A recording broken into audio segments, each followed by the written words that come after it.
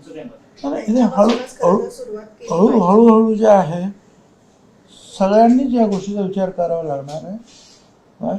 आणि आपला ताफा जो आहे किती कमी करता येईल त्याचा विचार सगळ्यांनीच करायला पाहिजे. कारण प्रधानमंत्री मोदी साहेबांनी दिलेला जो संदेश आहे तो सगळ्यांसाठीच आहे. चंद्रकांत पाटील म्हणतात हा निर्णय नाहीये, हा आव्हान आहे, त्यामुळे निर्णयासारखं पाहू नये तर आव्हान आहे.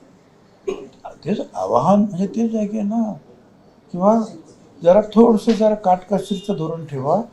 कारण ही लढाई किती दिवस आणखी वाढते आहे, प्रश्न कधी मिटतो आहे सांगता येत नाही.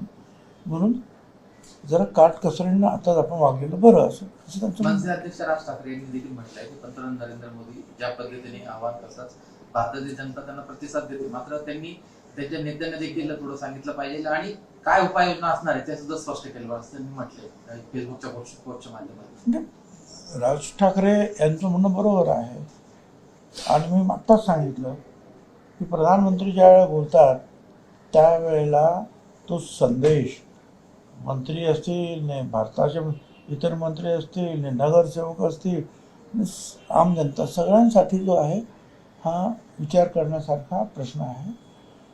आता प्रश्न कसा सोडवायचा याबद्दल एक आहे की केरोसिनचा वापर वाढवा म्हणून सांगतायत, त्याप्रमाणे आम्ही सुद्धा केरोसिन देतो आहोत सामर्थ्यानुसार विकाभावासाठी. त्याच्यानंतर इथेनॉलचा अधिक वापर आपल्याला कसा करता येईल याच्यावर विचार सुरू आहे.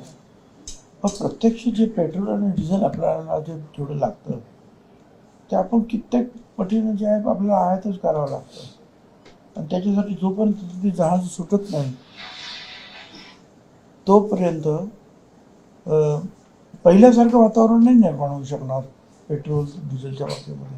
पण प्रयत्न सुरू आहे किंवा याच्याऐवजी हे वापरा, इथेनॉलचा आहे त्याचा पण वापर करा, अशा वेगवेगळे जे आहेत प्रयोग सुरू आहेत. साहेब